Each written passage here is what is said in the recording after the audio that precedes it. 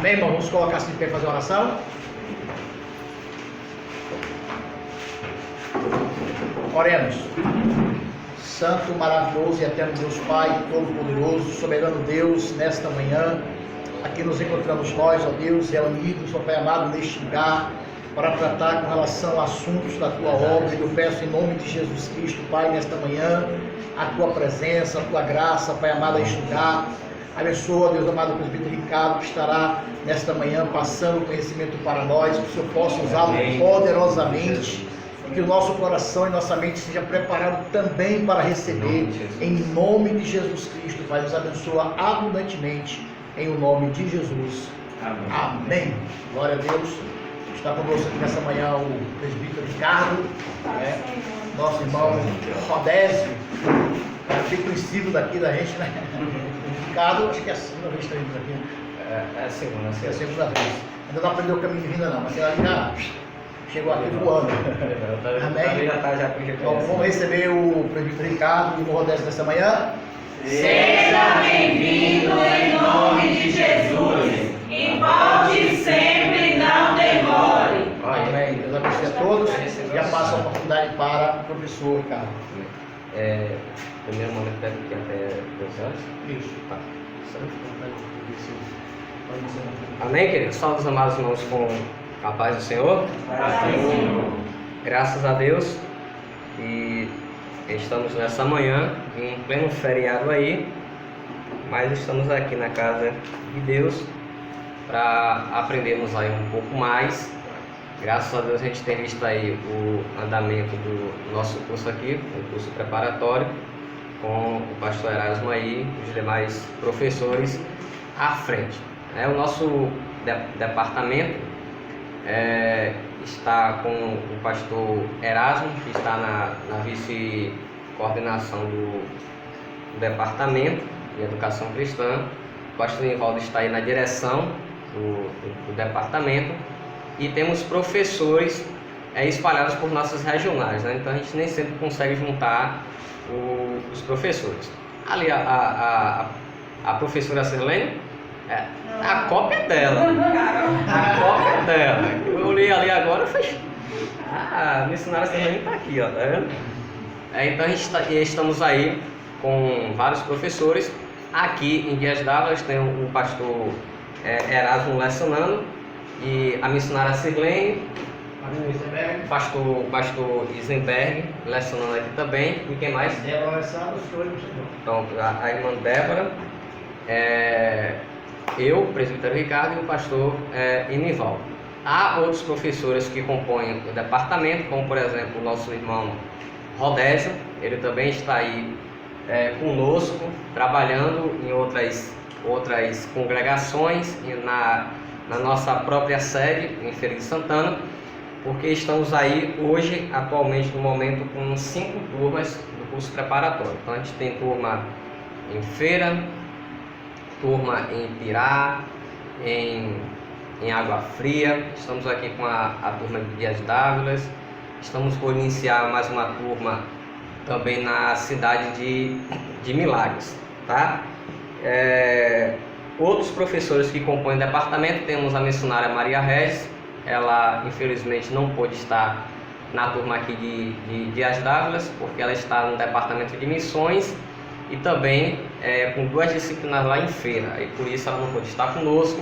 O pastor Gilvano também tem participado deste departamento, e a gente está avançando, graças a Deus, estamos aí caminhando. Aqui em Dias D'Ávila, se eu não me engano, é a 2ª turma, não é isso? Do curso preparatório.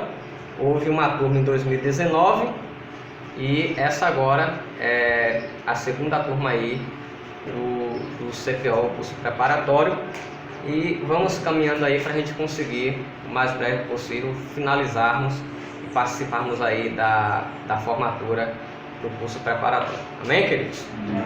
Então, hoje a gente vai estar estudando a matéria de visão panorâmica da Bíblia. Você é bom para escrever, Rodolfo? Não? Canhoto sofre, filho. Canhoto sofre. Então, estamos estudando aí. Iremos estudar, na verdade, hoje a matéria de visão panorâmica da Bíblia, que é aí a primeira matéria da nossa apostila, tá?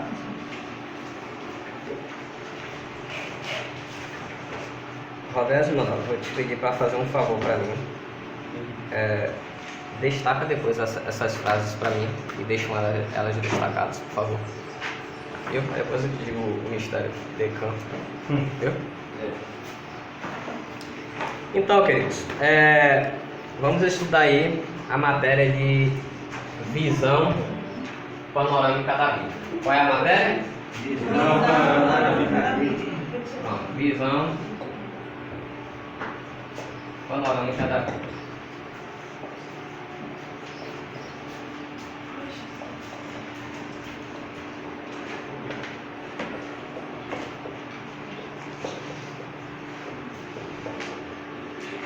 Como vamos fazer o intensivo, não vai ter como pegarmos da primeira página, tá, até a última página ponto a ponto, tá? Porque o tempo ele é escasso e não é possível fazermos isso. Mas vamos pontuar aí os assuntos mais importantes, tá bom? Quem tiver dúvida pode parar, perguntar. Se eu não souber a resposta, perguntamos para o nobre companheiro aqui, que é professor também do departamento, ele nos ajuda. Se ele não souber, a gente recorre aí ao pastor Erasmo. Aí se ele não souber, a coisa está ficando mais séria ainda, né? Aí a gente vai ter que ir lá para a sede, para o pastor Nivaldo. Se ele não souber, a gente vai ter que procurar alguém aí para resolver o nosso problema, tá? Mas vamos correr atrás da resposta, vamos correr atrás de sanar aí qualquer dúvida que os irmãos venham porventura ter, tá bom? Então perguntem, não fiquem tímidos, por favor, tá bom? Antes eu vou estar apresentando aqui para os irmãos, para quem quiser ter material para estudar sobre a matéria, é bom a gente ter algumas referências, tá bom? Então eu trouxe aqui alguns livros, inclusive eu usei como base esses livros para estar compondo aí, elaborando essa apostila da visão panorâmica da Bíblia. O primeiro livro, esse aqui para a matéria, que é visão panorâmica, é essencial ter. Deixa eu colocar aqui para os irmãos verem que está sendo filmado, gravado. Esse livro aqui é do pastor Antônio Gilberto, A Bíblia através dos séculos. São quase 300 páginas esse livro. E aqui o pastor Antônio Gilberto, que foi um grande mestre, um mestre de excelência, ele vai contar para nós a história da Bíblia, como foi o desenvolvimento dela, como ela surgiu, qual foi a sua evolução. Ele vai nos apresentar todos esses pormenores da Bíblia até chegar ao formato que temos hoje. Então, ele vai trazer uma riqueza de detalhes que poucos livros falam com tanto detalhe, tanta propriedade quanto o pastor Antônio Gilberto. Aí ele vai abordar aqui a história e a formação do livro dos livros, que é a Bíblia Sagrada. Então esse livro que apresenta aos irmãos, o pastor Antônio Gilberto. Tem esse daqui também, a editora Thomas Nelson. Esse livro aqui já é para quem quer ter uma visão panorâmica mesmo. Haja visto, a nossa matéria é visão panorâmica da Bíblia. Então esse livro aqui nos favorece bastante ter essa visão panorâmica da Bíblia. O autor muito conhecido, John MacArthur, ele intitula o seu livro da seguinte forma: Como estudar a Bíblia, tá?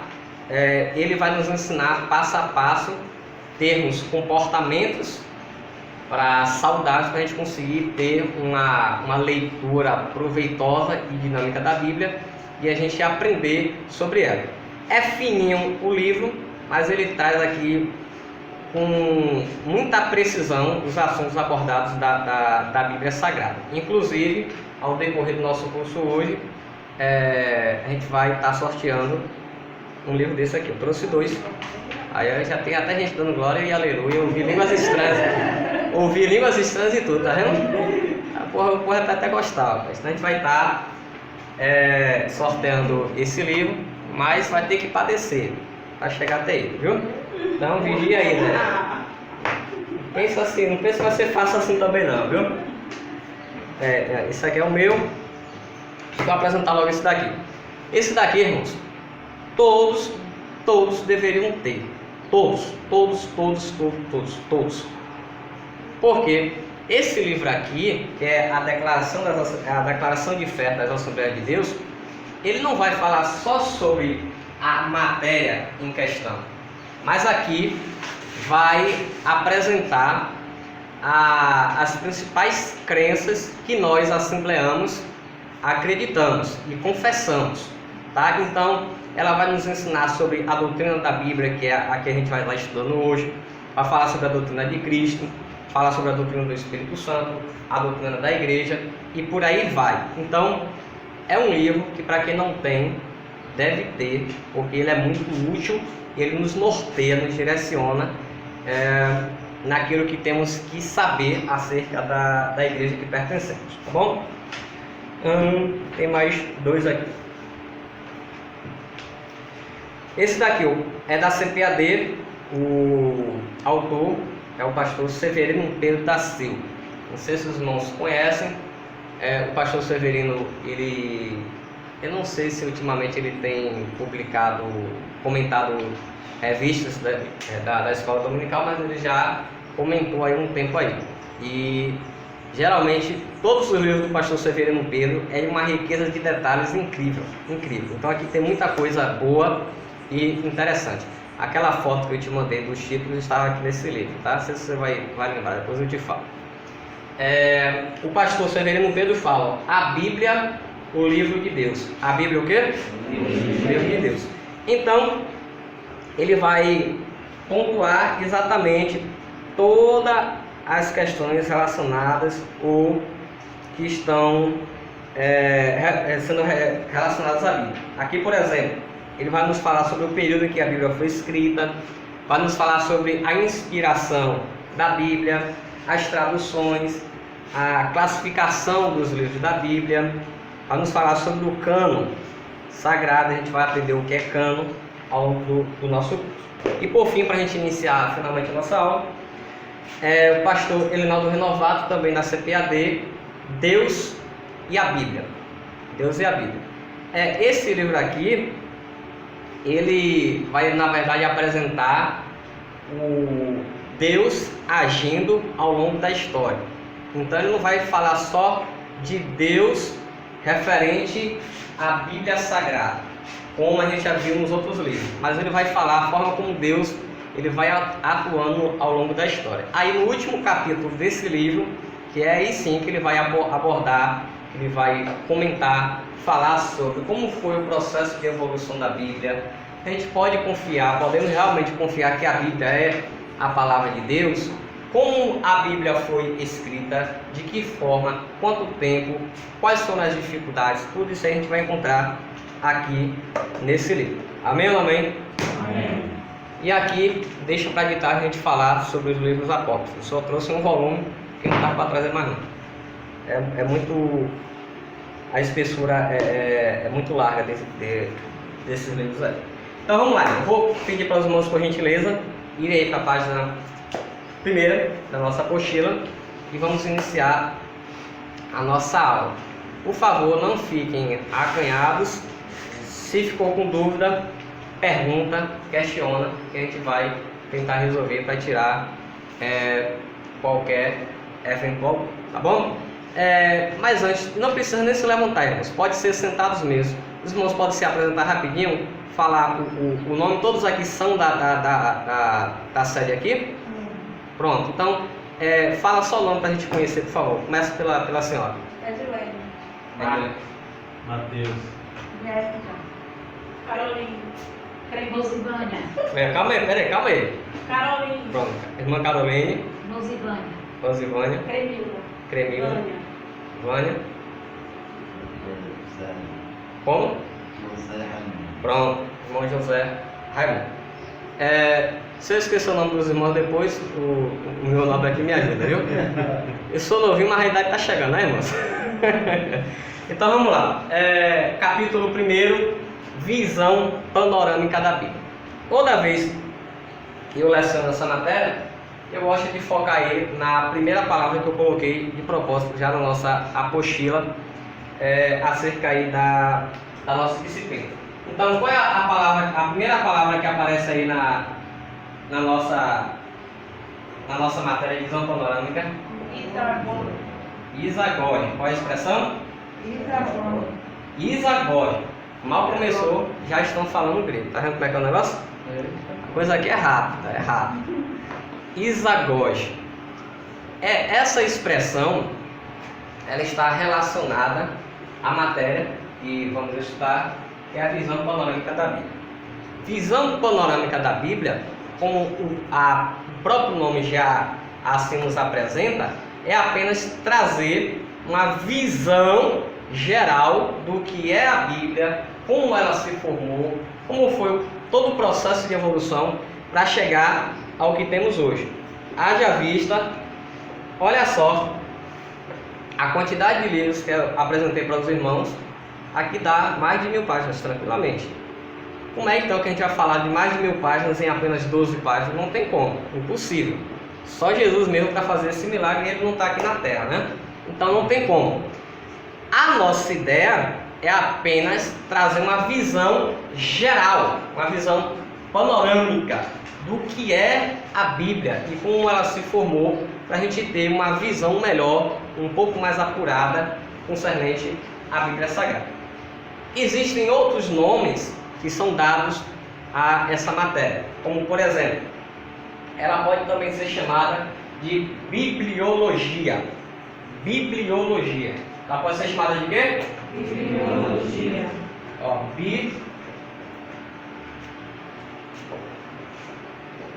bibliologia.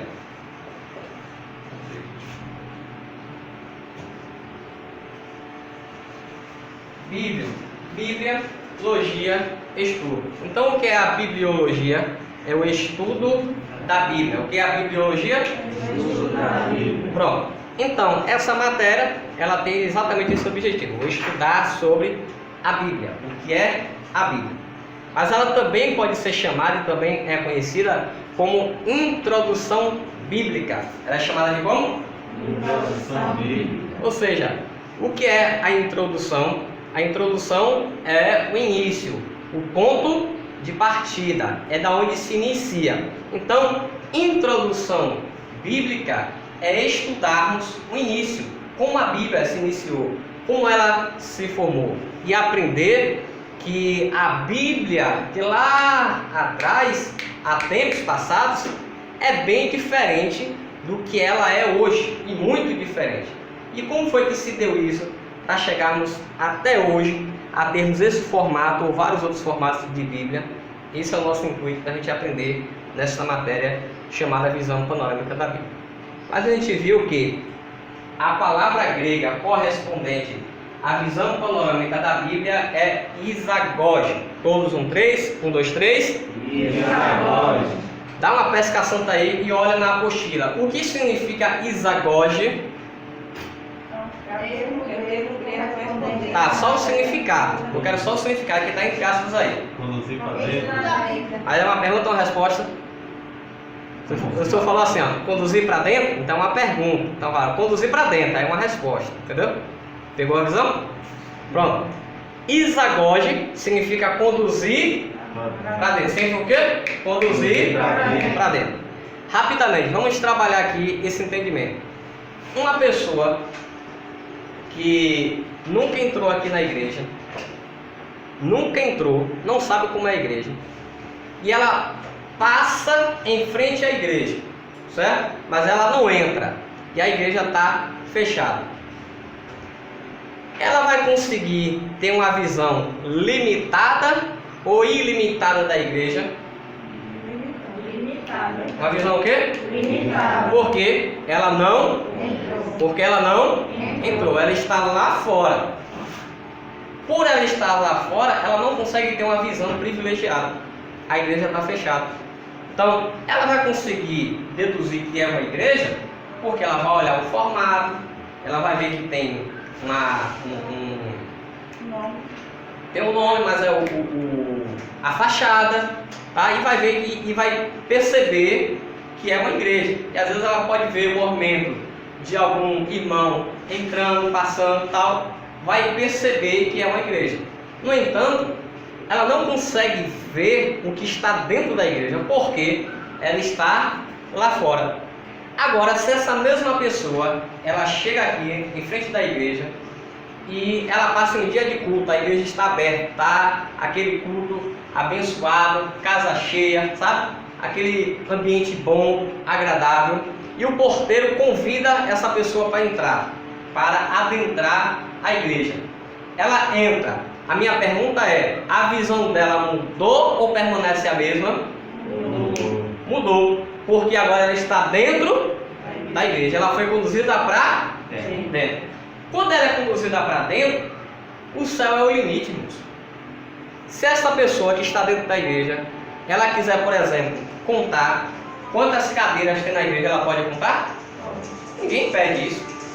Se ela quiser saber até mesmo quantas cerâmicas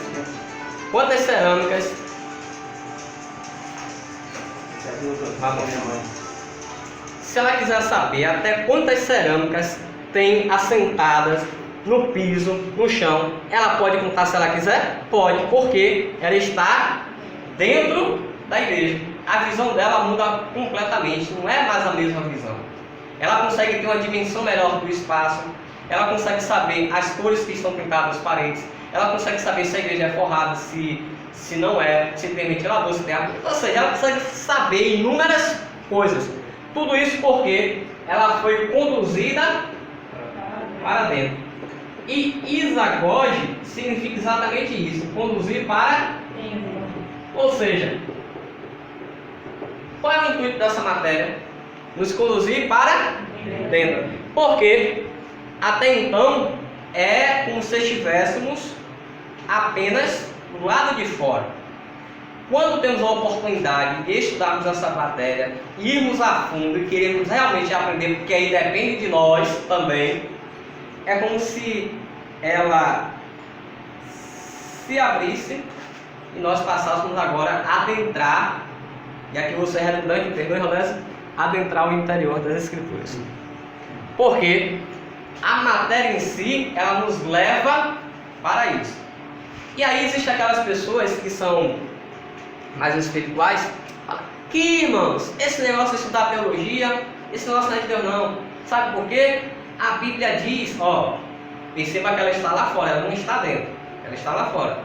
A Bíblia diz que a letra mata, e o Espírito vivifica. E aí, quem está fora vai falar o quê? É isso mesmo, o senhor está certo. Esse negócio de fazer teologia para deixar a gente frio, para matar a gente na fé, esse negócio não é de Deus não presta não, que não precisa disso não, abre a minha boca e o Senhor encherá. Essas pessoas estão do lado de fora. A Bíblia, nesse contexto aqui, está fechada para elas, ou para elas. Essa matéria, irmãos, nos oportuniza a entrarmos, a irmos para dentro. Porque os irmãos já estudaram aqui doutrinas bíblicas, já com o pastor Erasmo, parece? Pronto. Lá em doutrinas bíblicas, os irmãos viram lá que a primeira doutrina que está lá é bibliologia. Qual é a primeira doutrina? Bibliologia. Que significa o quê? Ou seja, percebam que a bibliologia é uma das doutrinas da Bíblia. Ou seja, sendo uma das doutrinas da Bíblia, está fazendo parte daquilo que chamamos de teologia. Daquilo que chamamos de quê? Teologia. E o que é teologia? Vamos lá separar as palavrinhas. Teo significa o quê? Teo significa o quê? Deus. E logia, estudo. Logia significa o quê? Então o que é teologia? Bora, gente. A gente já deu o significado das palavras separadas. Do estudo de Deus. Teo é Deus, correto? Logia, estudo. Então, o que é teologia? Estudo sobre Deus. Ou seja, teologia é o estudo sobre Deus. Então, irmãos, se teologia é o estudo sobre Deus, como é que a teologia mata? Deus agora é assassino, está matando um povo agora? Que negócio é esse? Não, irmãos. Como é que esfria? Deus é fogo consumidor. Tá errado esse negócio. E aí eu tenho um colega meu que ele fala assim, ó, não sei se ele tirou essa frase. Algo de errado não está certo. É claro, se algo está errado, porque não está certo. Mas vamos lá, algo de errado não está certo. Quando aquele irmão que está fora da Bíblia fala que teologia mata, que teologia esfria na fé, que a lei, que a letra mata e o Espírito vivifica, é porque ele está fora da Bíblia. Quando ele é conduzido para dentro da Bíblia, ele vai aprender uma máxima, em bibliologia ou visão panorâmica, tá? Que eu faço uma adaptação dessa. O texto, fora do contexto, cria um pretexto para colocar cabresto. Cabresto eu coloquei.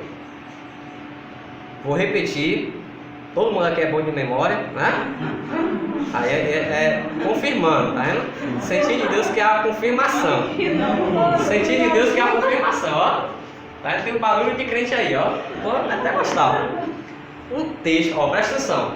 Um texto, fora do contexto, cria pretexto para colocar cabresto.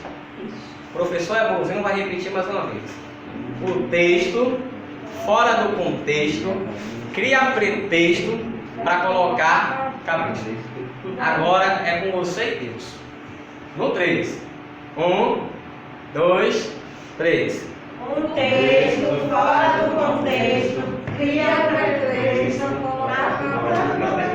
Eu vi gente aí sendo batizado no Espírito Santo aí. Eu vi um rajado de línguas estranhas aí, viu?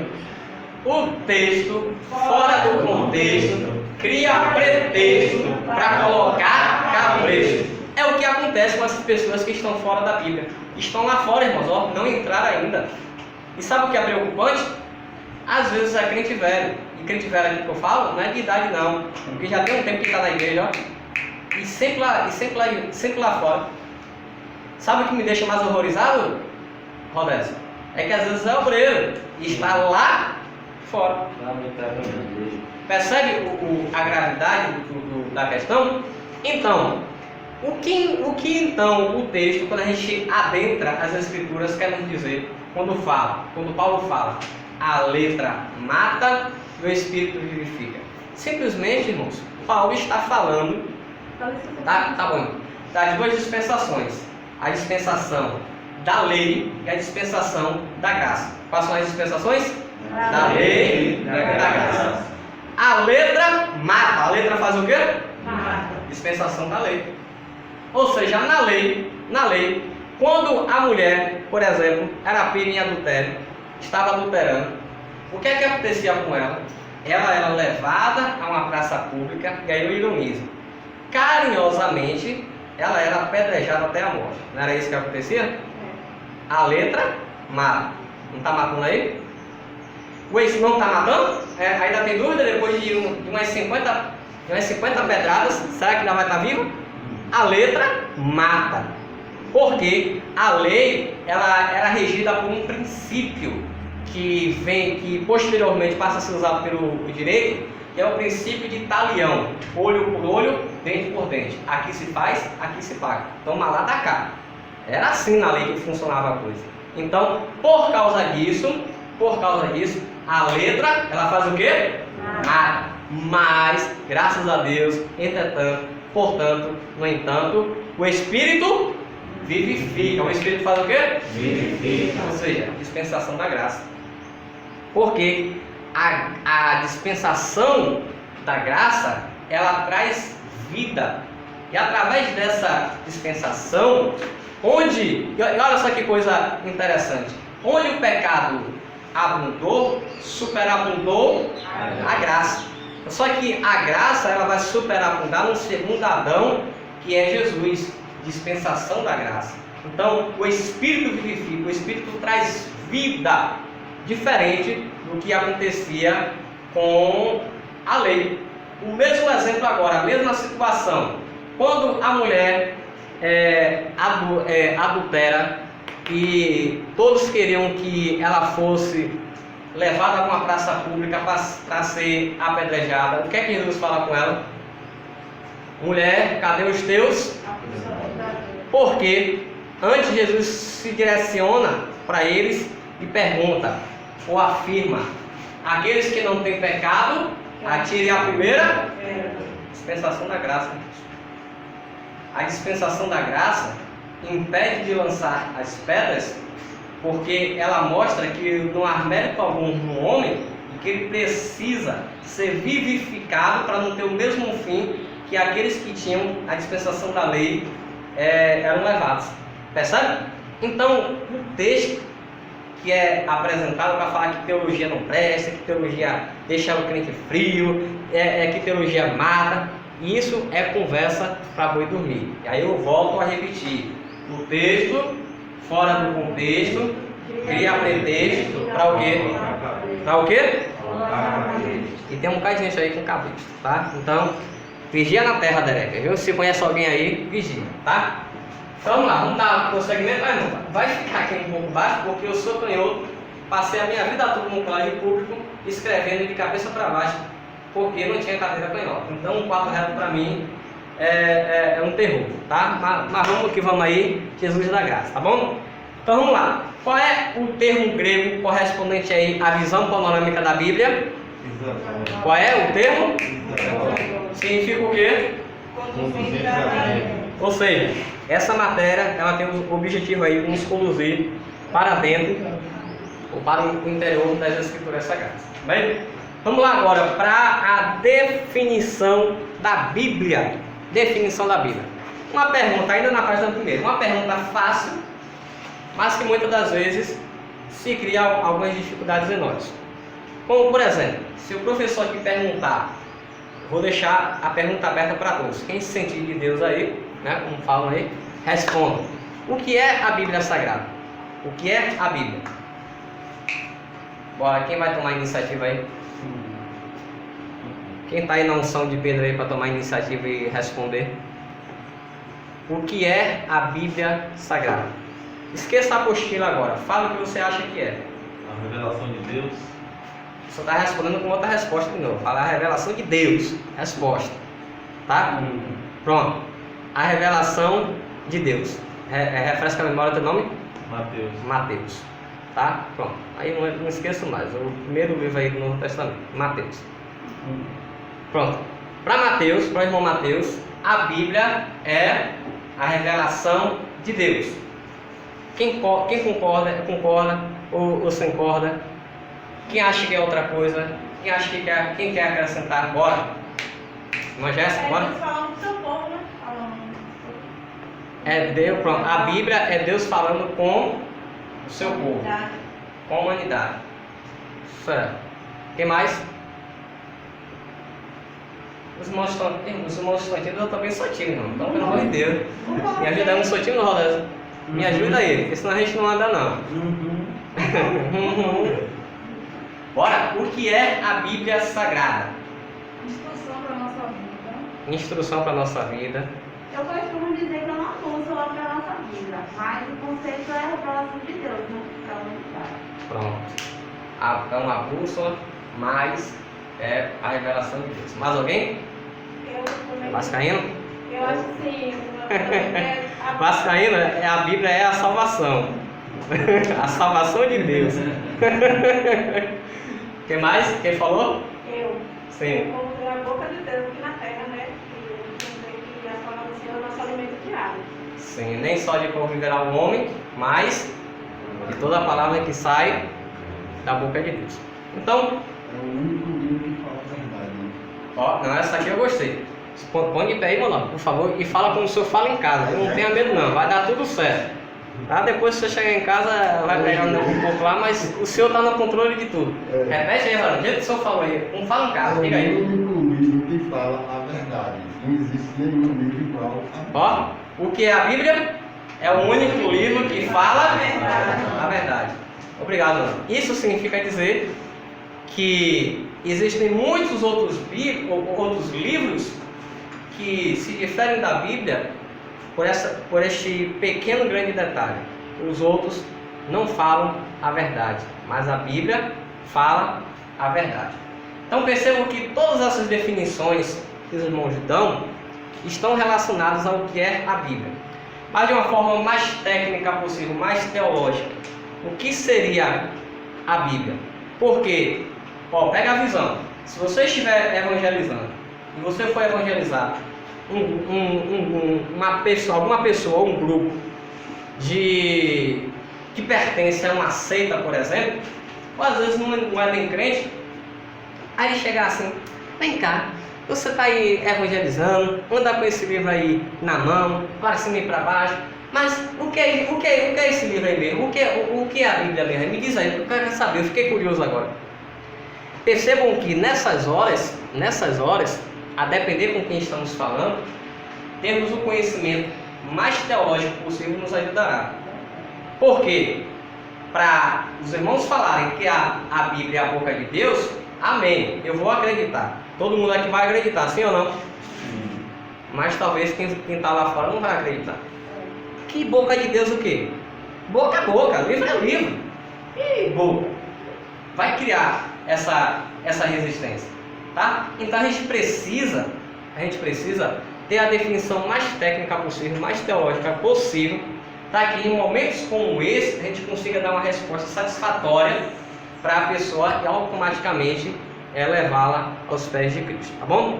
Então, aí na nossa apostila tem a definição minúscula, pequena e fácil de memorizar. A gente só precisa destrinchar, mas é fácil de memorizar. A Bíblia é a revelação de Deus à humanidade. Olha que definição complexa e grande. Todos num 13, o que é a Bíblia Sagrada? É a revelação de Deus à humanidade. Aí começam as perguntas. Revelação de Deus para a humanidade. E por que se revelar? A revelação de Deus, ela se dá devido à queda do homem. Devido ao quê? A queda do homem, os nossos pais na fé, Adão e Eva, caíram, pecaram. O pecado adentrou ao mundo. Por causa disso, surge uma necessidade de Deus se revelar a esse homem que agora está caído. E todos que vêm posteriormente a Adão também estão caídos. Nascem com a natureza pecaminosa. Então, a Bíblia vai ser Deus se revelando ao homem, ou é a revelação de Deus à humanidade. E ampliando essa visão, contemplando novos horizontes, a gente vai perceber, e quem fala isso é o pastor Antônio Gilberto, tá? Aqui nesse livro aqui, ele fala sobre isso. A Bíblia através do século. O pastor Antônio Gilberto, ele fala que Deus, ele se revela ao homem, basicamente de três formas. Quantas formas? Três formas. A primeira forma, Deus se revela ao homem através da natureza. Através do quê? Natureza. Rapidinho. Todo mundo está com Bíblia? Cadê a espada? E rapaz, tá todo mundo desarmado? E se a guerra for agora, e aí? Vai ficar estreito, hein? Bora aí, começa a futucar aí, acha aí uma Bíblia aí, o que tem aí? Salmos número 19. Quem achar primeiro aí, lê por gentileza. Todo mundo está conseguindo me acompanhar? Está dando para entender? Todo mundo está acompanhando? A partir do verso primeiro. Os céus manifestam a glória de Deus, e o firmamento anuncia a obra das suas mãos. Continue.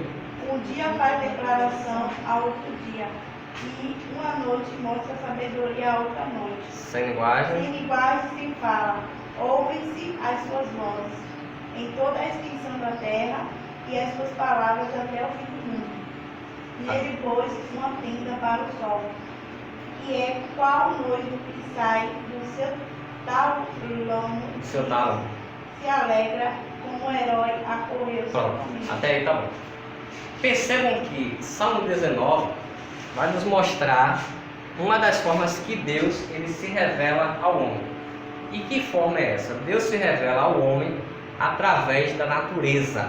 Através da o quê? Só prestar atenção no texto. Os céus manifestam a sua glória. A glória de quem? de Deus. E os firmamentos anunciam as obras das suas mãos. Ou seja, claramente o salmista está nos dizendo que através da natureza, da criação, do universo, Deus se revela ao homem. Isso é uma constatação de fato, irmãos, de fato. Quem nunca, em um dado momento da vida, parou assim, olhou para o céu e céu todo estrelado, aquela lua cheia, aquela coisa mais linda, e se pergunta como isso é possível? Sabe? Então, a natureza, segundo o pastor Antônio Gilberto, ela vai acabar revelando Deus para o homem, porque quando o ser humano olhar para a natureza, para o cosmos, para o universo, ele vai perceber que a perfeição como foram feitas as coisas é porque existe um Criador. Essas coisas, elas não podem ser resultado de uma explosão, elas não podem ser resultado de uma casa. Tem que ter uma explicação plausível. E qual seria a explicação plausível? Um ser perfeito criou coisas perfeitas. Então, se chegamos a esta conclusão, automaticamente Deus vai se revelar ao homem através da natureza. Chegue em uma tribo indígena. Muitas tribos não reconhecem Deus. Muitas. Da forma como nós reconhecemos. Mas só que perceba que para eles, tudo que está relacionado à divindade são coisas da natureza. Já prestaram atenção nisso?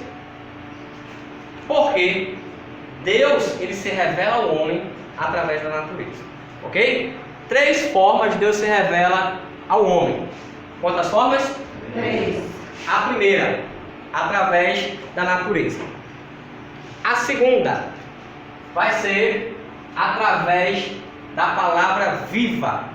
Através da o quê? João capítulo 1, versículo 1.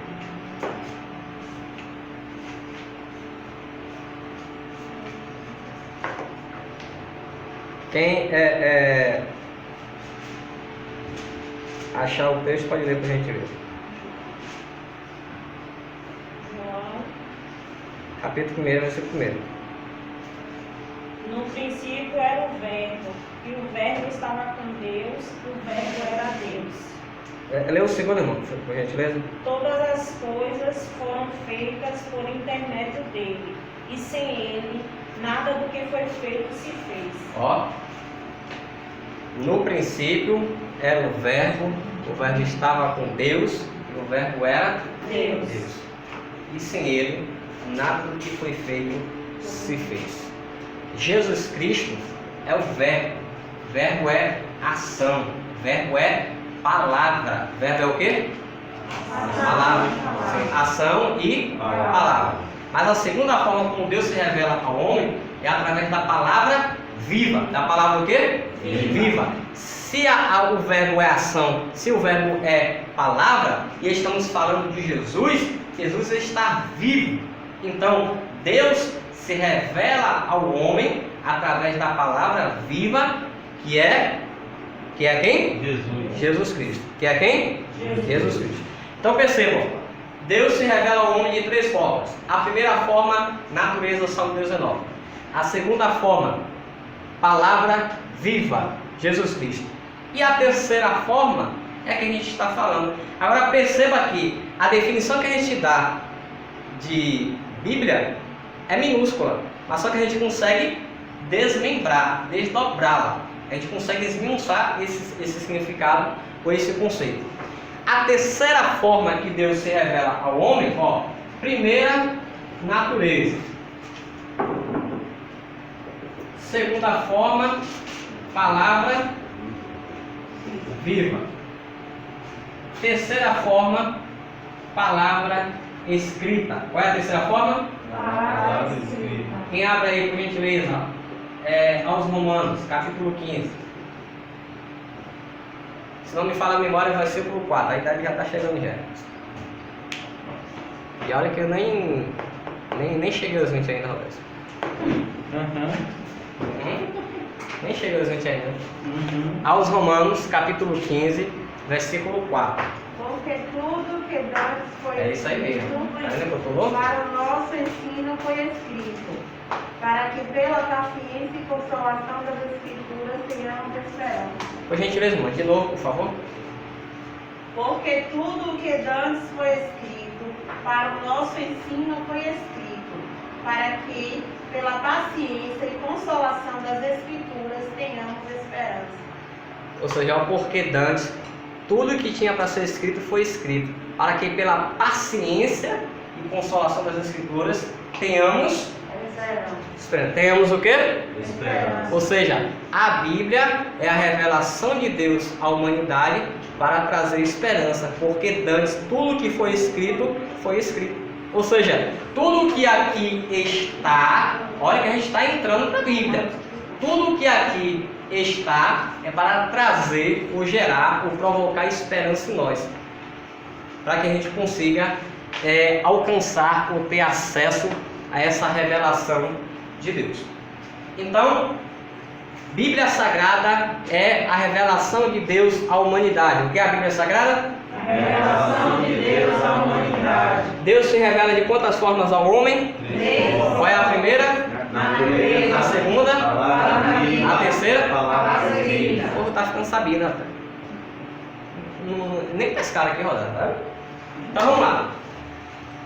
Prosseguindo aí a nossa definição de Bíblia, tem 3 observações aqui para a gente fazer. A primeira, quem é o autor da Bíblia? Seguindo aí a apostila, quem é o autor da Bíblia? Deus. Quem é o autor da Bíblia? Deus. Quem é o real intérprete da Bíblia? O Espírito Santo. E quem é o tema central da Bíblia? Jesus. Pai, Filho, Pai, Filho e Espírito Santo. a Trindade no processo de defesa. A assinatura da Bíblia é de Deus, a obra é dele, a Bíblia Sagrada é dele.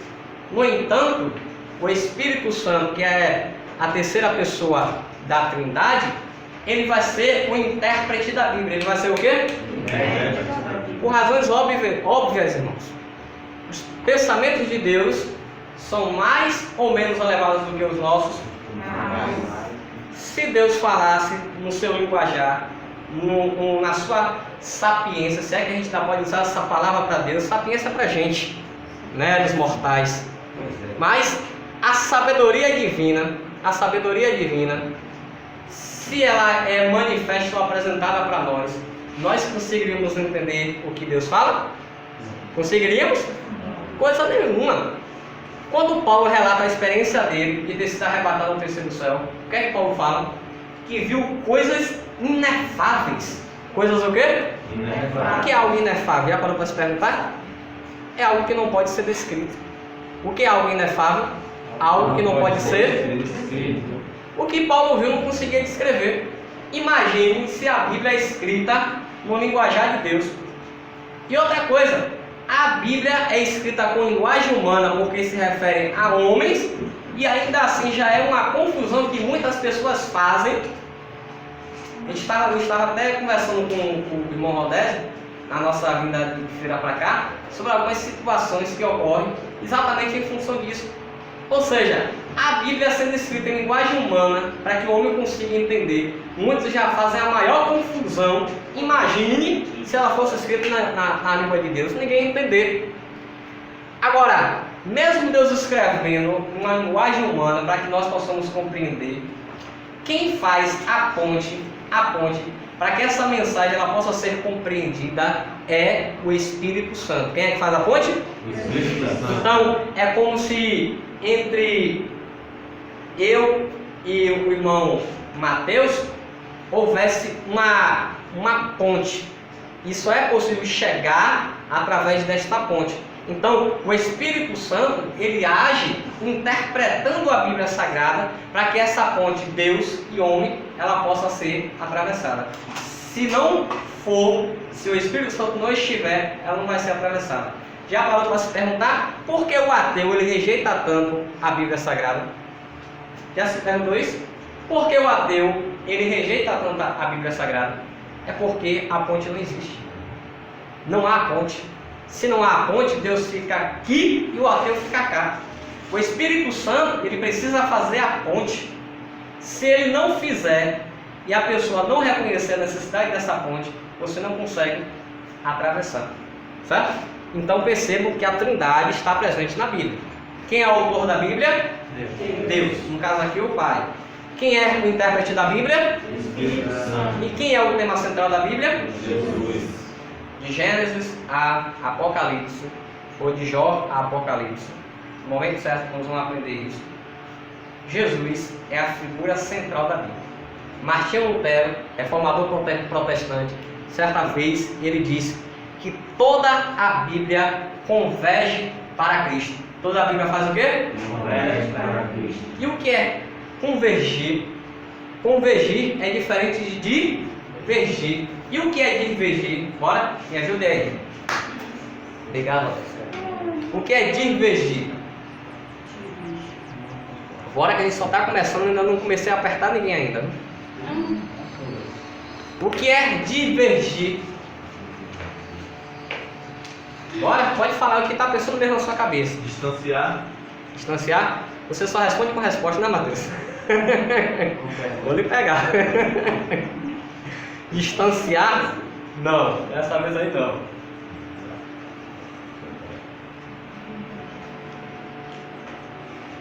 Por exemplo, se você está conversando com alguém, uma pessoa tem um pensamento diferente do que o seu, é uma divergência. Ou seja, a pessoa está divergindo do seu pensamento. Então, com essa dica maravilhosa, o que é divergir? Ouço vozes. O que é divergir? Discordar. Discorda. Você só responde com resposta, Matheus. Ou com pergunta. Discordar tem uma visão contrária, uma ideia oposta, uma oposição. Então, se o reformador protestante fala que a Bíblia converge, e convergir é diferente de divergir, e divergir é ter uma oposição, um pensamento contrário, o que é então convergir?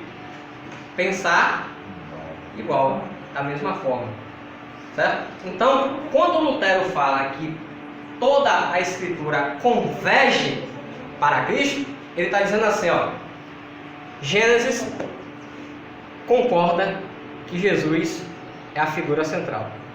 Êxodo concorda que Jesus é a figura central.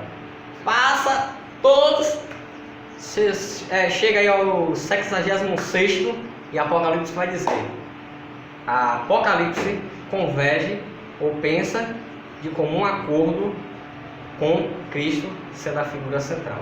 De Gênesis a Apocalipse, quem é a figura central? Jesus. Em Êxodo, ele é a semente da mulher. Em Êxodo, ele é o Cordeiro Pascual. Por aí vai.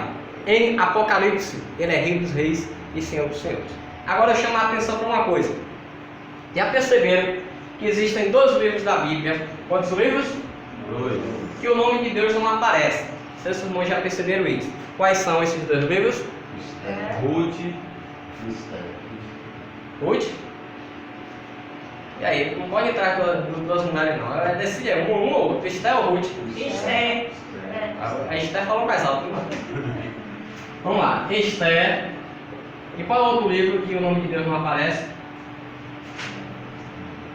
É um livro poético. Ouço vozes. Agora só está me respondendo com uma pergunta. Cantares.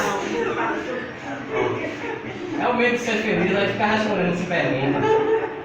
É a dúvida. A dúvida, né? Vamos sair do vale das dúvidas. Bom, Cantares de Salomão. Então, 2 livros, o nome de Deus não aparece. Quais são os 2? Esther e Cantares de Salomão. E se eu falar para cada um dos irmãos que nesses livros, Jesus, ainda nessa situação, é a figura central desses livros, vocês acreditam? Sim. Crente obediente, mas lá fora vai ter resistência, tá? Por que então Jesus é a figura central? Porque a gente vai analisar o contexto, o pano de fundo. E no pano de fundo, vamos ver que em Cantares de Salomão é o relacionamento de um homem chamado Salomão com a sua esposa, que é a sua Sulamita. é Salomão demonstrando todo o amor que ele tem pela sua Sulamita. Nesse contexto, nesse plano de fundo, Salomão representa Cristo e a Sulamita representa a igreja. É o amor de Cristo pela a igreja. Ou seja, nesse contexto, quem é Jesus no livro de Cantares de Salomão, o amado de nossa alma. Quem é Jesus em Cantares de Salomão? O amado de nossa alma. É bom vocês anotarem que se isso cair na prova, vocês vão ser. Espero que sejam aprovados, né? É bom ir anotando, que nem tudo aí está na apostila, viu? O amado de nossa alma. Esther. Graças a Esther, o povo de Deus é livre da morte. Nesse contexto, quem seria então Jesus no livro de Esther?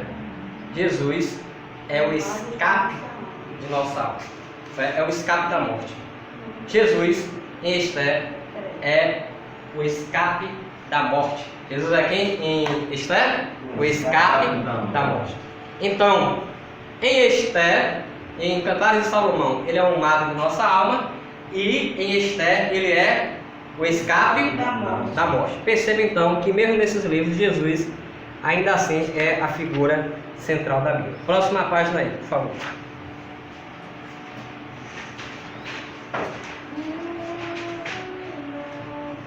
Vou pedir para a irmã Cremilda ler aí só a parte final, irmã Cremilda. Ó. O homem deve ler a Bíblia, por favor.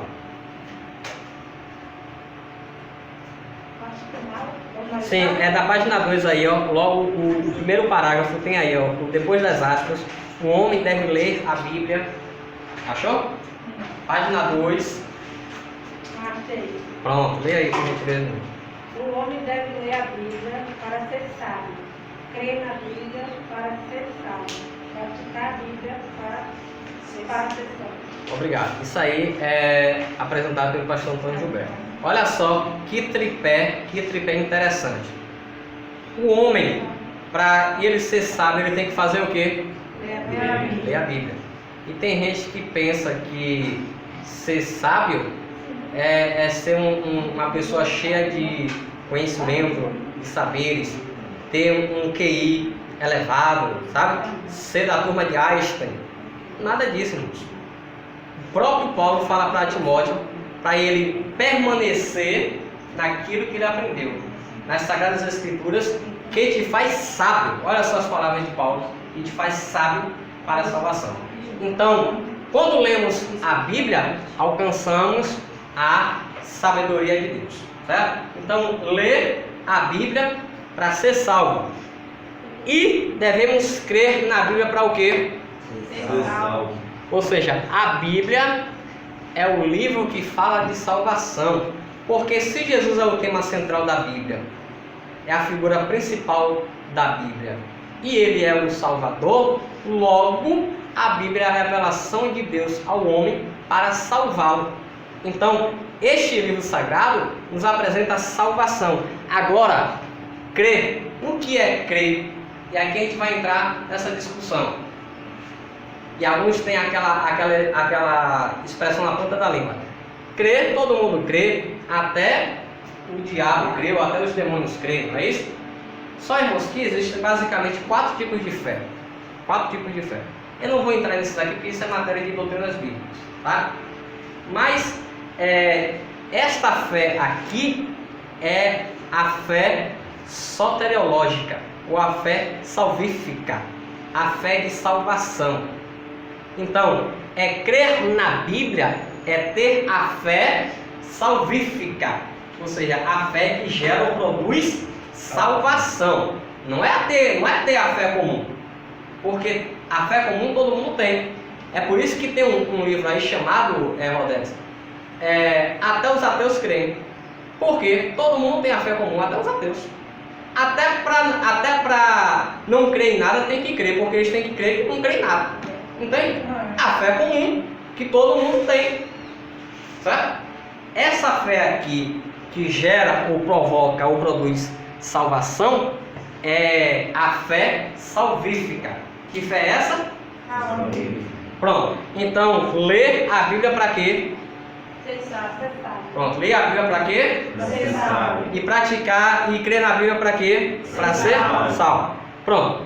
E por fim, devemos praticar a Bíblia para quê? Ser sábio. Para ser santo. Aqui é uma outra questão também de doutrinas bíblicas. Eu não vou entrar nesse mérito. Mas existem 3 tipos de santidade. 3 tipos de santidade. A santidade posicional, a santidade progressiva e a santidade ulterior ou santidade futurista. Quando a apostila aqui fala sobre praticar a Bíblia para ser santo, ela está falando da santidade progressiva. Qual é a santidade? Progressiva. Ou seja, o que é progressiva é algo que progride, que avança, é algo que vai conquistando, melhorando.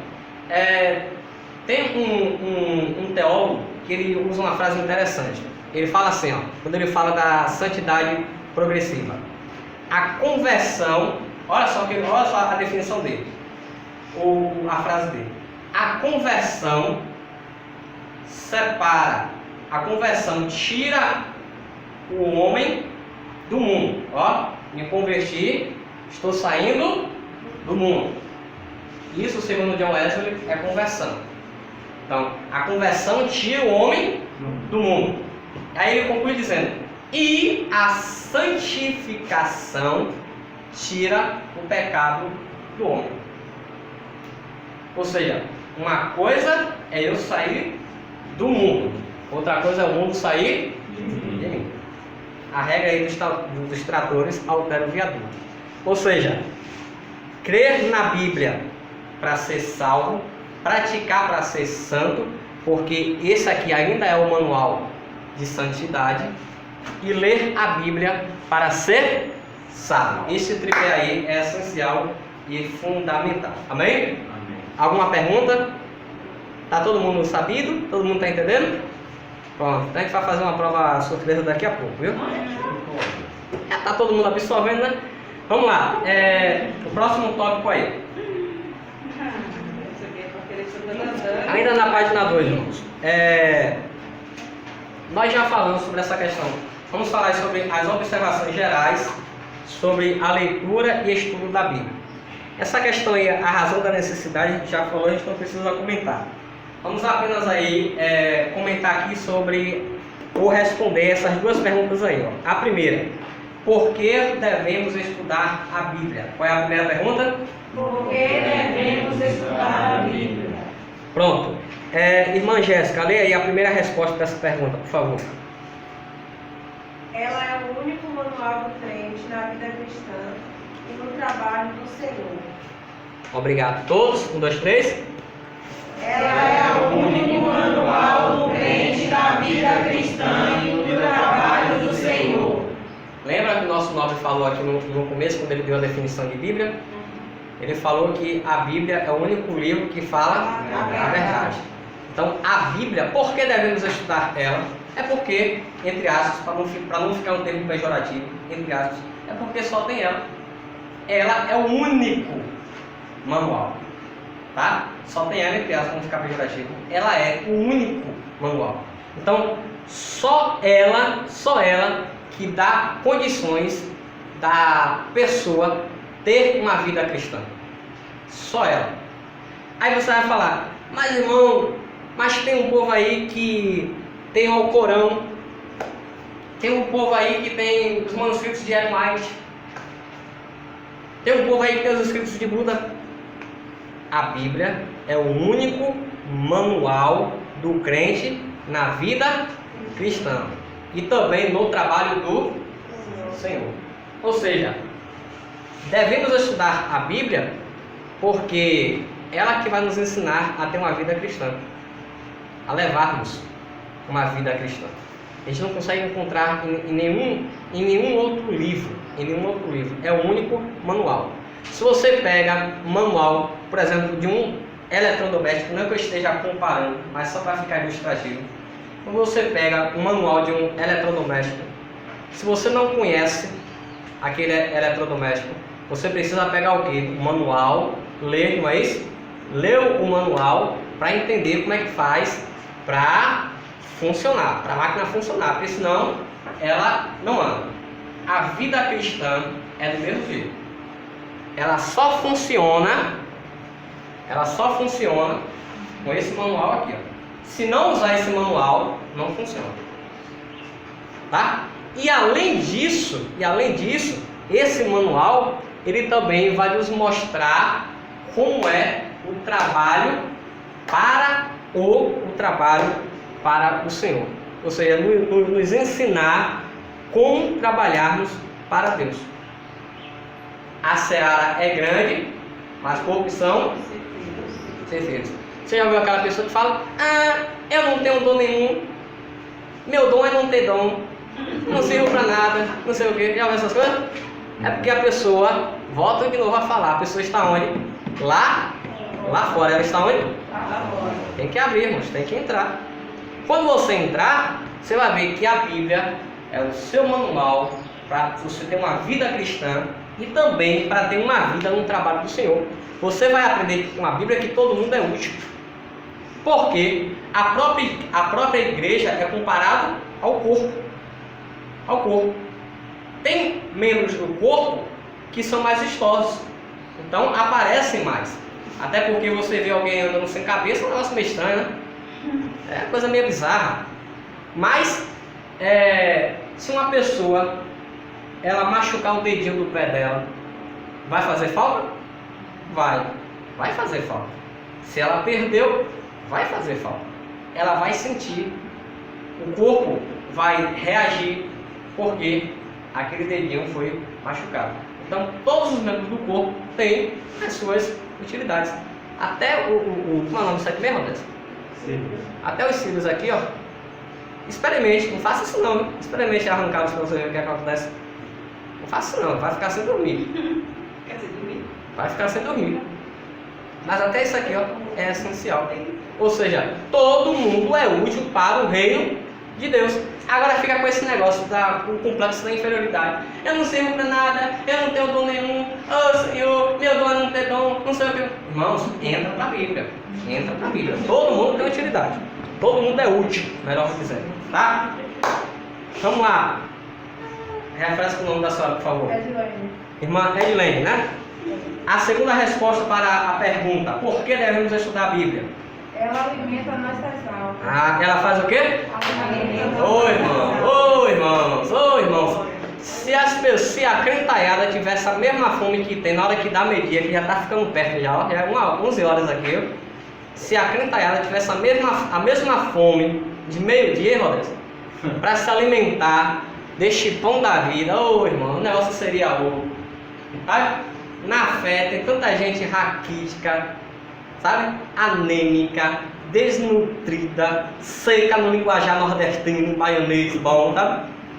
Seco que dá dó, chega a dar para contar as costelinhas espirituais, sabe? Porque são pessoas que não se alimentam. E o único alimento é qual? A Bíblia. É pão, filho, vai ter que comer pão. E esse pão aqui, ele é bom que não enjoa. Vai ter que comer pão de manhã, meio-dia e de noite, até Jesus voltar. Porque ele é o que alimenta a nossa alma. A nossa alma. Por que estudar a Bíblia? Porque eu não quero morrer de fome. Você fica sem comer? Fica? Não fica. Quando passa o horário de comer, sabe, tem aquelas pessoas que são pontuais, tem que ser exatamente meio-dia, que se passar um minuto parece que vai morrer. É o que, Rô? Eu faço uma vez. Aí, ó, tá vendo? Eu faço uma Já confessamos os pecados aí, ó, tá vendo? Ou seja, na vida cristã, irmãos, deveria ser do mesmo jeito. Agora tem gente que, ou espiritualidade infeliz essa, tem gente que já está mais de 40 dias em jejum. Tá? O jejum está superando até o próprio Jesus, né, que ficou 40 dias em jejum. Tem gente aí que já está 40, 50, 60. Tem gente aí que está um ano em jejum porque não come. Está mais seco, não sei nem o que, não sei nem como é que está. Não está vivo, na verdade. Não está vivo. Ou seja, é o alimento para a nossa alma. Então, muito claro isso aí. A terceira resposta: por que devemos estudar a Bíblia? Vamos lá todos, 1, 2, 3. Santo. Bom, ela é só completa aí, irmãos. Ela é o instrumento que o Espírito Santo usa. Façam essa correção aí.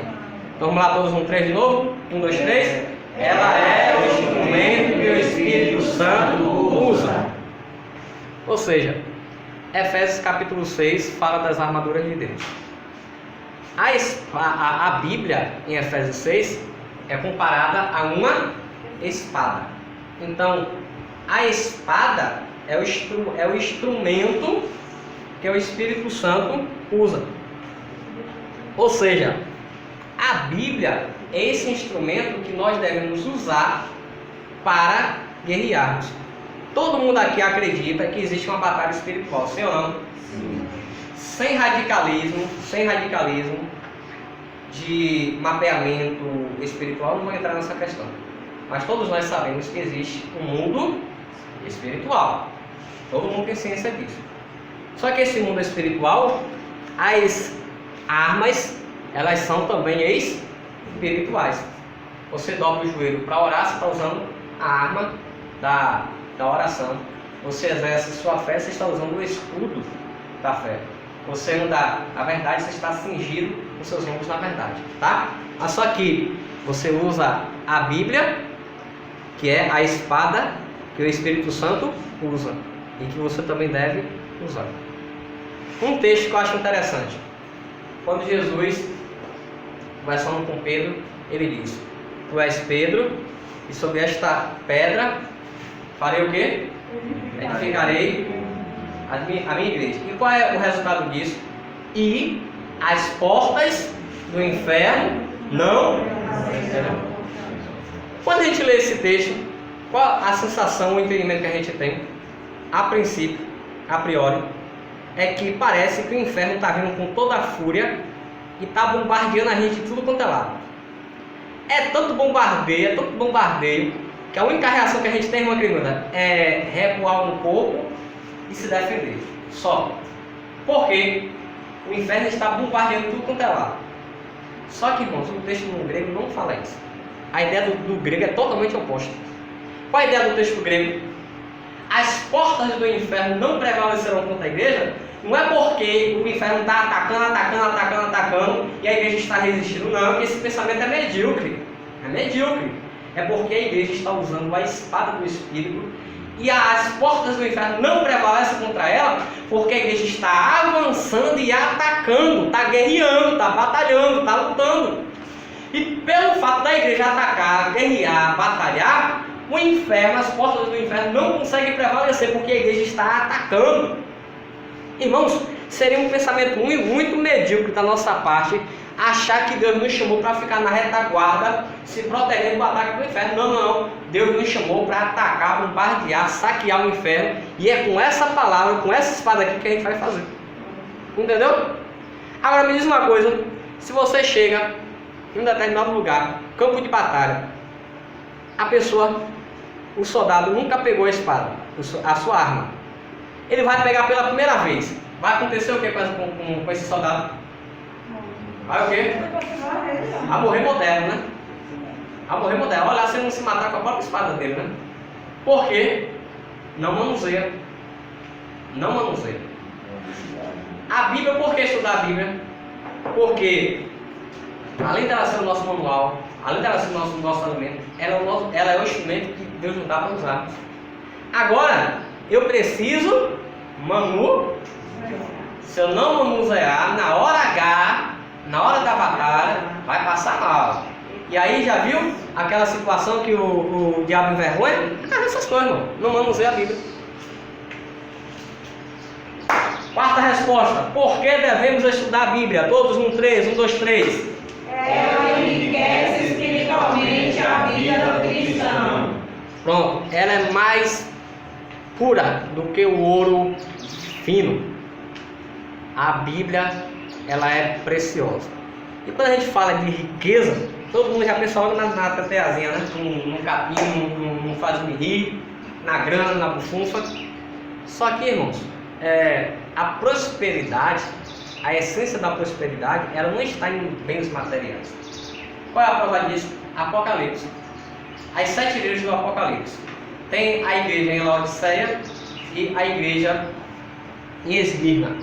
Das duas, qual era rica materialmente falando? Laodiceia ou Esmirna? Bora, cadê os pregadores e as pregadoras? Quem era a igreja rica materialmente? Laodiceia. Tinha de tudo do bom e do melhor. Tanto é que hoje a igreja fala que nada tem um falta. Não sabendo ele que faltava tudo.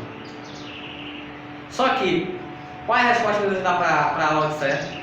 Tu és pobre, já começa falando assim, ó. Não tem nada, é pobre. Tu és pobre, cega. Tinha uma fábrica de colírio, era cega. Pobre, cega, nua. Como é que é nua se tem dinheiro para comprar tudo, inclusive roupa das melhores? Pobre, cega, nua e miserável. Vem uma das expressões mais fortes da Bíblia: e vomitar-te-ei da minha boca. Porque o organismo está rejeitando, ele não está aceitando. Segundo o pastor José Gonçalves, a igreja em Laodiceia é a única das 7 igrejas da Ásia que não recebe uma palavra sequer de elogio da parte de Deus, de Jesus. Aí eu te pergunto, uma igreja dessa era próspera? De jeito maneiro, não era. A igreja em Esmirna, que era a igreja pobre, não era porque ela buscava a pobreza, ninguém está fazendo aqui apologia à pobreza, mas devido às circunstâncias, às situações. O anjo da igreja vai se direcionar para Esmirna e vai dizer: olha, tu és pobre, parênteses, porém tu és rico. Ou seja, reconhece a riqueza que Esmirna tinha, porque Esmirna, ela exalava o bom perfume de Jesus Cristo. Ou seja, ela tinha o algo mais precioso que qualquer pessoa poderia ter, que era Jesus Cristo. Então, por que devemos ler a Bíblia? Porque a Bíblia, ela nos traz riquezas. Agora, são riquezas, primariamente, riquezas espirituais. Riquezas o quê? Espirituais. As outras, irmãos, são secundárias. Se vier, amém. Se não vier, se conforma com o que tem, dá glória a Deus e espera Jesus voltar. Vamos lá agora para a segunda pergunta. Como devemos estudar a Bíblia? Pronto, se eu ler a primeira aí, a primeira resposta. Como devemos estudar a Bíblia? Ler a Bíblia Conhecendo o seu autor. Quem é o autor da Bíblia? Deus. Irmãos, se a gente não ler conhecendo o autor, a gente rejeita a Bíblia. A gente... Quem é o crente aqui mais novo aqui, que tem menos tempo de igreja? Quanto tempo? Bom, tá novinho, tá no leite ainda, né? Na mamadeira. Tá começando a comer umas verdurinhas aí, né? Tá engateando. O crente mais velho aqui, de igreja. Quem é que tá aqui? Agora ficou na dúvida, né? Agora só tem quanto tempo de igreja? De crente? Eu não tenho isso nem de idade, meu filho. Tô longe disso aí. 30?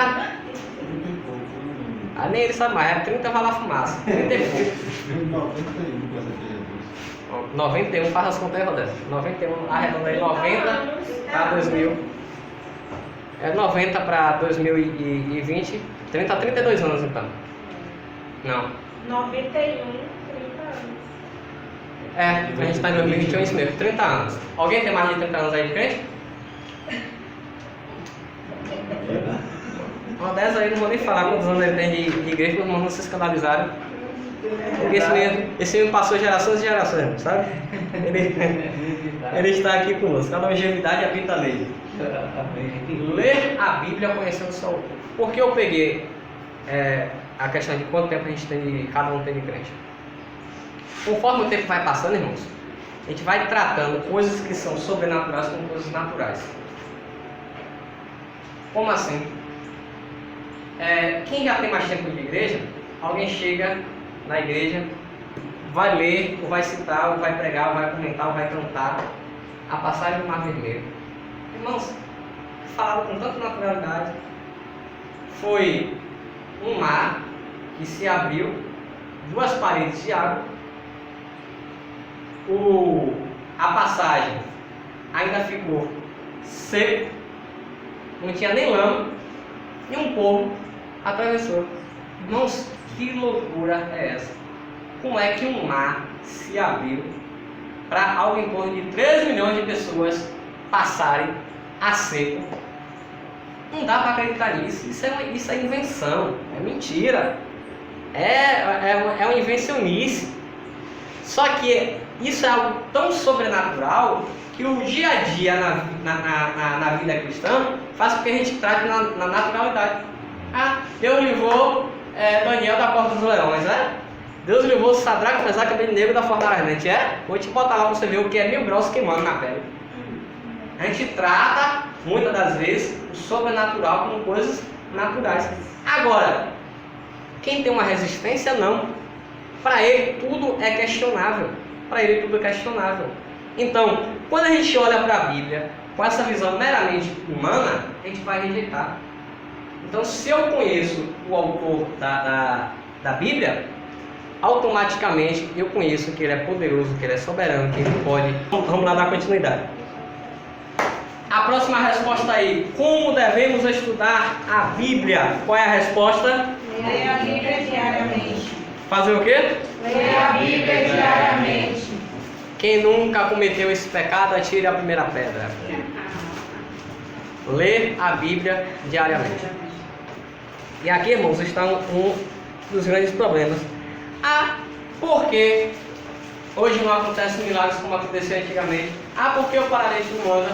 Por que o mundo não fala? Por que o cego não enxerga? São uma série de coisas que estão em volta aí. Mas uma das coisas eu tenho a plena certeza e a total convicção.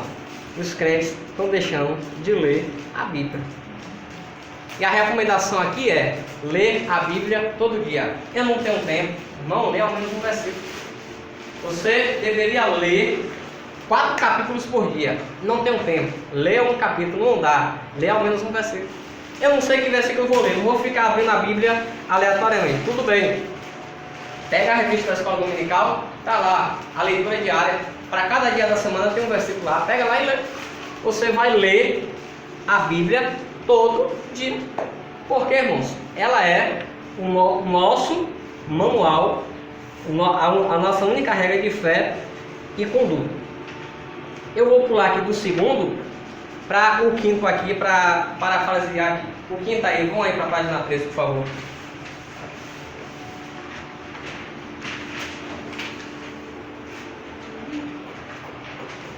O quinto nos diz o que aí?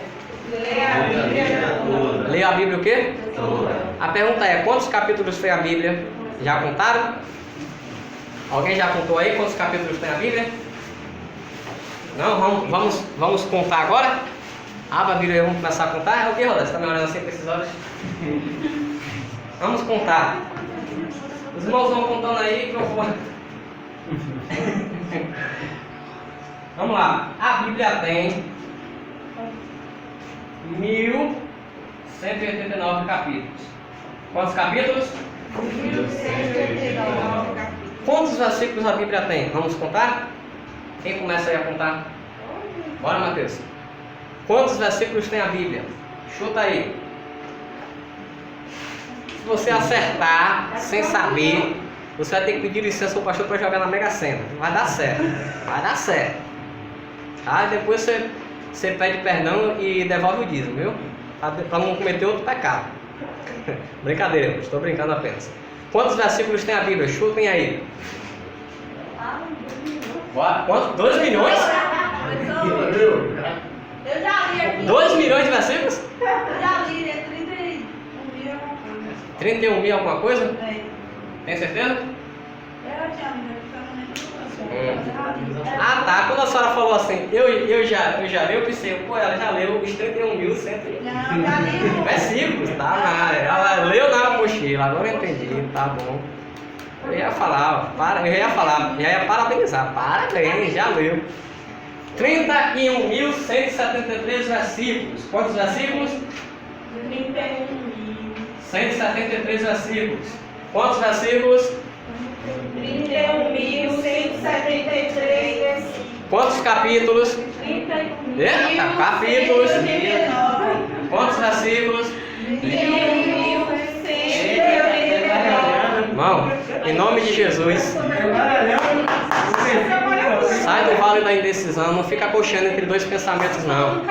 Ou é capítulo ou é versículo. Quantos versículos tem a Bíblia? 31.173. Quantos capítulos tem a Bíblia? 1.189. Já teve alguém que já ia falar 31. Quase.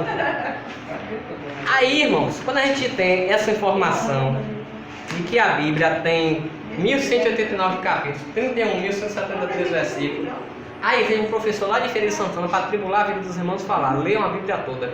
É isso mesmo. Leia a Bíblia toda. Se você ler 4 capítulos por dia, você consegue ler a Bíblia toda em um ano. Inclusive, eu vou pedir para o nobre Rodés aqui, por gentileza, meu filho. Vou te explorar hoje, viu? Tá aqui, ó. Ah, eu não sei como vou ler a Bíblia toda. Toma aqui o plano de leitura anual da Bíblia. Aí daqui a um ano eu volto para saber se você leu a Bíblia toda ou não. Lê a Bíblia toda. Se você ler 4 capítulos por dia, em um ano, você lê a Bíblia toda. Em um ano. Tranquilo e sossegado. Agora, sabe qual é o problema? É que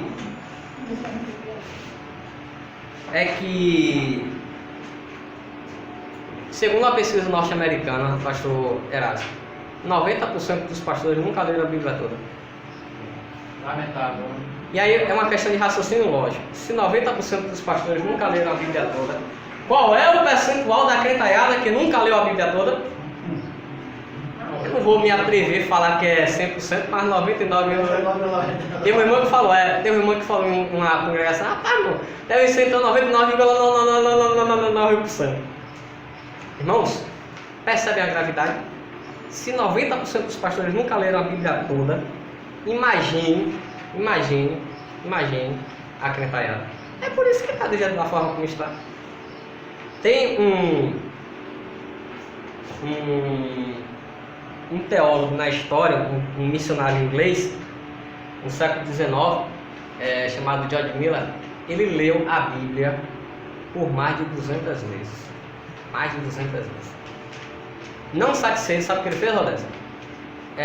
As últimas 50 vezes ele leu a Bíblia de joelhos, dobrados. Percebe a diferença, irmãos? Aí a gente não vai nem comparar, né?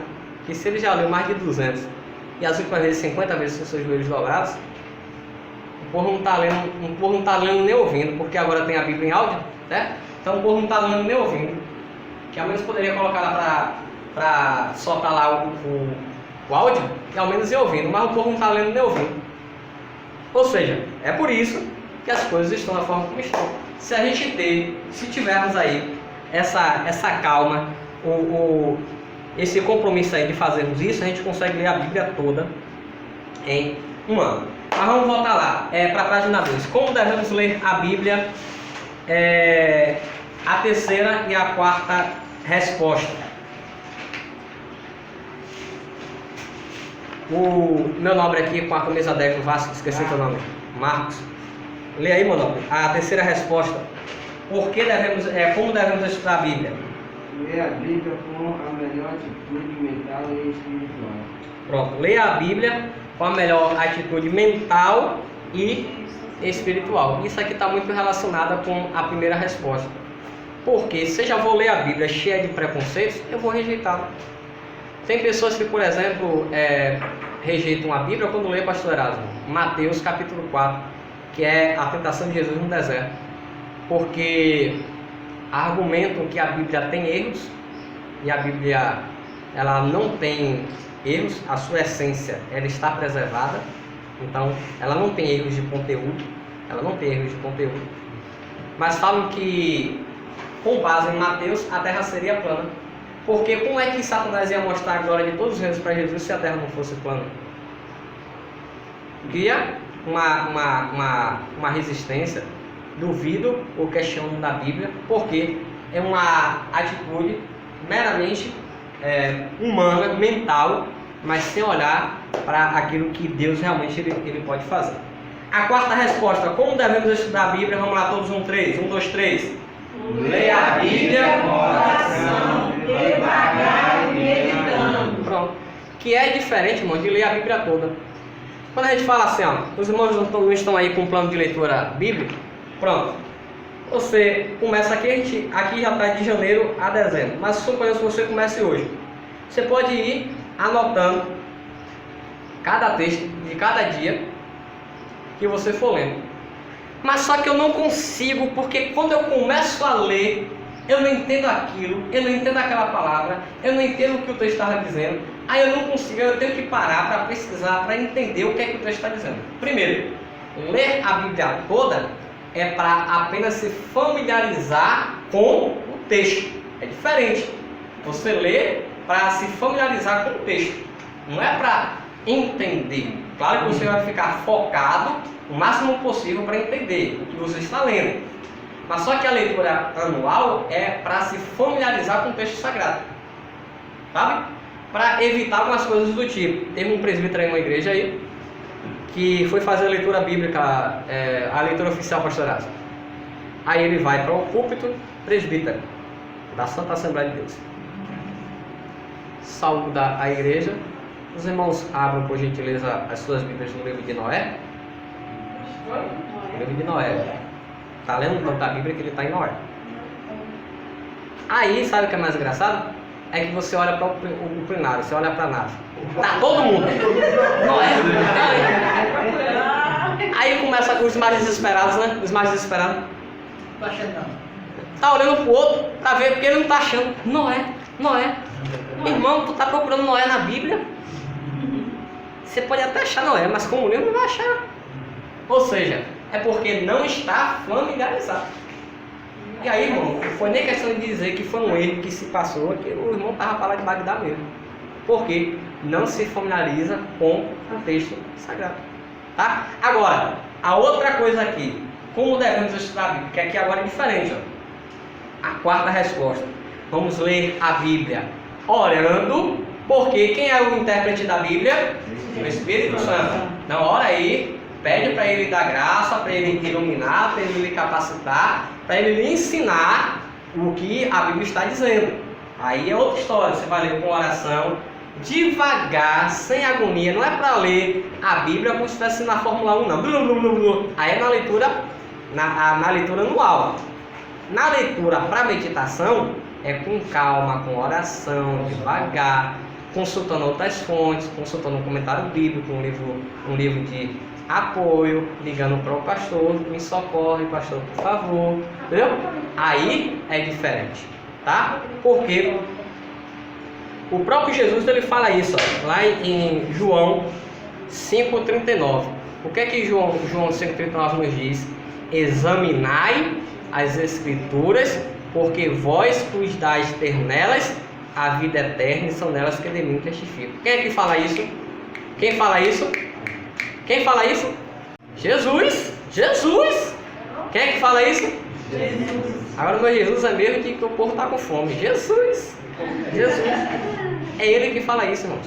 Agora, o termo no grego, pastor Erasmo, para examinar, dá a ideia de um cão que está farejando procurando algo. Você já viu um cão farejador como é que ele é? Enquanto ele não acha, ele não para, ele não sossega. Ele vai farejando até achar. Essa aqui é a ideia. Examinar, meditando, buscando, consultando, procurando tirar as dúvidas, meditando para encontrar alguma coisa. Amém ou não amém? Eu vou fazer aqui o seguinte. 11h25 agora, dá para a gente fazer aqui essa brincadeira para a gente dar uma aceleradinha. Foi o que, irmãos? Ai meu Deus. Vamos lá, tem quantas pessoas aqui? Quantos irmãos? 4, 10. 6, 10, né? Pronto, 10. Faça o seguinte, pior que até para fazer assim, eu queria 3 grupos aí, tem como? Só não sei como é que vocês vão fazer. Eu queria 2 com 3 e 1 com 4. Agora veja como é que vocês se organizam aí para fazer esses grupos aí. Vamos, irmão? Vamos lá rapidinho. Já tá certo. Já tá certo já? Odésio, cadê aqueles? Pronto. Um é esse aqui, é? Pode ser. Esse aí? Deixa eu embaralhar aqui, Rodas. Tirar não, seu Tá pai. na hora, né? Tá, mas eu vou embaralhar. Quero embaralhar.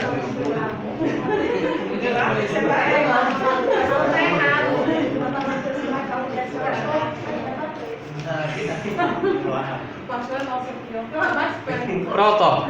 Quem é que vai ficar com 4 componentes do grupo? Pronto. Vocês que vão ficar com mais vão receber mais. Não acredito. Rodas, me ajuda aí, por favor. Um pregador, Ó, dois pregadores, três pregadores. você entrega um pra cada aqui, que são 4. E os outros você entrega 3 pra cada. Não, acho que aí são 12, né? Peraí, deixa eu fazer. 3 grupos, então. Ninguém me conta, não. Então se são 12, Só tem três. é isso mesmo. É direito. 4 vezes 3, 12, né? Então pronto, então deixa 4 pra cada então, e fica logo arredondado. Pronto, cada um vai, pra não ter briga, cada um vai ficar com 4. Cada grupo vai receber 4 frases. Vou dar pra vocês aí 10 minutinhos pra vocês analisarem essas frases.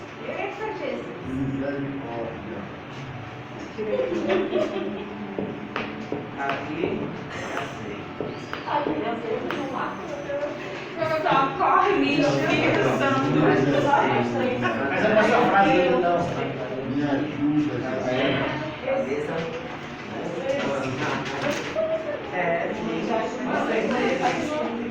Então, tem 4 para cada um, vai mais um para vocês. E mais um para vocês.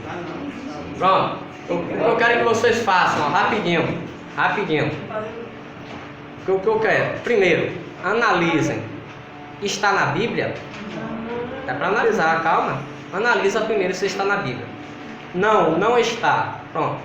Se não está, seria uma verdade bíblica isso? Ou não? Pronto. Primeiro, está na Bíblia? Sim ou não? Se não está, seria uma verdade bíblica?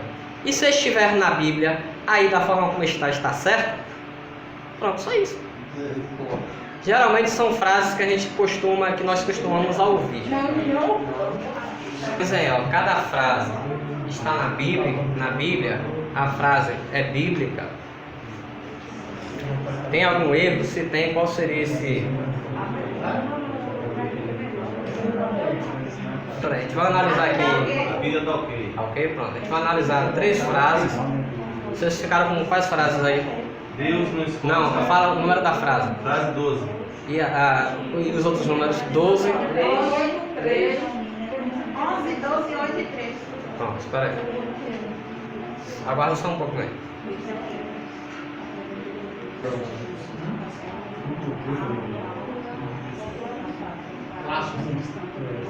Irmãos, vamos fazer o seguinte.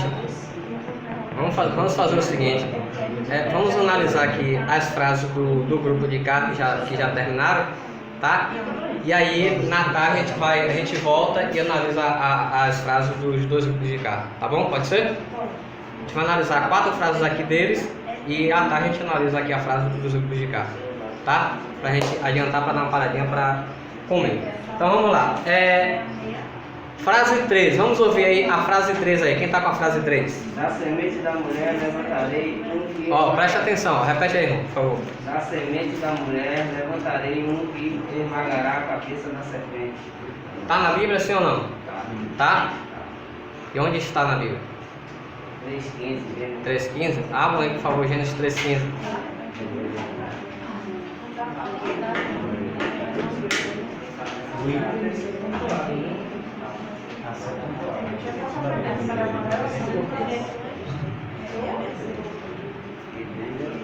Ó, presta atenção, irmão, no texto que não valeu, ó.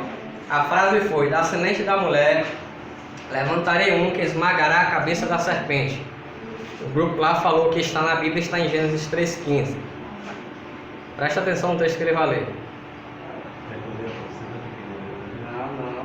Tá emocionado, meu filho? Calma. Porém, inimizade. 3:15. E porém, inimizade entre ti e a mulher, e entre a tua semente, e a sua semente te ferirá a cabeça, e tu lhe ferirás o calcanhar. Ou seja, vai esmagar ou vai ferir? Esmagar ou ferir? Ferir. Então, a frase 3 não é esmagar, é ferir. Ferirás a cabeça da serpente. Esmagará é Romanos capítulo 16, versículo 20. Lá, um evento futuro, no milênio, aí sim a cabeça de Satanás ela será definitivamente esmagada. Gênesis é apenas ferida. A próxima frase, a frase de número 8. Vamos lá, frase número 8. Quem com ferro fere, com ferro será ferido. E aí, tá na Bíblia? Não? Porque em Mateus 26, 52 diz assim: todos que lançarem mão da espada, a espada morrerão. Ou seja, Mateus 26 traz uma ideia similar, mas não é exatamente a frase apresentada. Então, quem for citar a frase, não cite como dizendo: a Bíblia diz, quem fere com ferro fere, quem com ferro fere, com ferro será ferido, porque não está na Bíblia. Frase 11, presta atenção aí, ó. Frase 11. Frase 11 tem aqui: Deus, com D maiúsculo, cegou os entendimentos dos infernos. Na Bíblia, lá em 2 Coríntios, não diz assim: diz o Deus, nos quais o Deus deste século cegou os entendimentos dos infernos, para que não lhes respondesse a luz do Evangelho da glória de Cristo, que é a imagem de Deus. Pronto, o Deus com D maiúsculo ou minúsculo na Bíblia? E na frase está com o quê? Pronto. Na frase, como alguns citam, por incrível que pareça, o Deus deste século, citando como se fosse Deus. Ali não é, gente, pelo amor de Deus, é Satanás. Deus é com D minúsculo, deste século, que é Satanás, tá? Então não cometam esse erro. A última frase do grupo aqui é que vai gerar mais conversa. É a frase 12, é a que vai gerar mais conversa. E ficou com Mateus a frase, ó, vá Mateus. Deus não escolhe os capacitados, capacita os escolhidos. E aí? Não está na Bíblia? Não. É bíblico? Pode se aplicar em determinadas situações que ocorreram com homens da Bíblia. Certo, mas vai o grupo aí, só Mateus? Ajuda aí que eu vou apertar ele. Pode falar. Bora pra gente finalizar. O escritor dessa frase foi citada por Albert Einstein. Ó. Né? E a gente pode ver isso aqui se cumprindo na vida de Gideão, porque ele tinha medo, ele teve um complexo que ele falou: sou menor da casa do meu pai, mas Deus falou: varão valoroso, o Senhor é contigo. Então ele se levantou, foi Deus capacitado. Pronto, essa frase, mano, a gente está na moda. Deus não escolhe os capacitados, capacita os escolhidos. Só que eu não consigo, pastorar, me libertar dessa frase. Vamos por parte, eu tenho que me libertar dessa frase. Vocês vão descobrir de quem é. Quando a gente analisa a frase, vamos analisar a primeira parte. Deus não escolhe os capacitados. No caso de Gideão se aplica, porque Gideão não seria capacitado, Deus escolheu. Mas me responda uma coisa: Paulo era capacitado, sim ou não? Sim. Sim ou não? Sim. O homem era poliglota, falava 4 idiomas: hebraico, aramaico, grego e de quebra latim. Se Paulo não era capacitado, então não sei, mas o que é ser capacitado? Então, se a primeira parte da frase fala que Deus não escolhe os capacitados, a pergunta é: por que Deus então escolheu Paulo? Apolo não era capacitado? Era capacitado. Então, essa frase, ela começou a ser tirada do seu contexto para se valer da ideia de que Deus escolhe apenas aqueles que não são capacitados para fazer alguma obra. Está errado. E outra máxima, e outra ideia que leva esse texto: levam as pessoas a não se prepararem, a não estudarem, a não se aprimorarem, porque se baseiam nessa ideia: Deus, Ele capacita, então não preciso me preparar porque Deus vai me capacitar. Irmão, você tem um chamado, se prepare, estude, curse, procure aprender que Deus vai lhe capacitar. E outra coisa que Mateus levantou: esta frase, ela é citada, na verdade, por Albert Einstein, o grande físico matemático. E olha só a frase completa como é que é. Deus não escolhe os capacitados. Deus não escolhe os capacitados, mas capacita os escolhidos. Aí o texto continua, a frase: fazer ou não fazer algo só depende de nossa vontade e perseverança. Ou seja, Einstein, ele mostra que depende também de nós buscarmos, irmos atrás para fazermos algo para que Deus ele possa nos capacitar. Vamos parar por aqui para a hora do rango e aí a gente retorna pela tarde com os outros 2 grupos para a gente dar continuidade e acelerar aí a nossa aula. Pastor Erasmo. Parou? Parou. Vamos deixar só e voltar.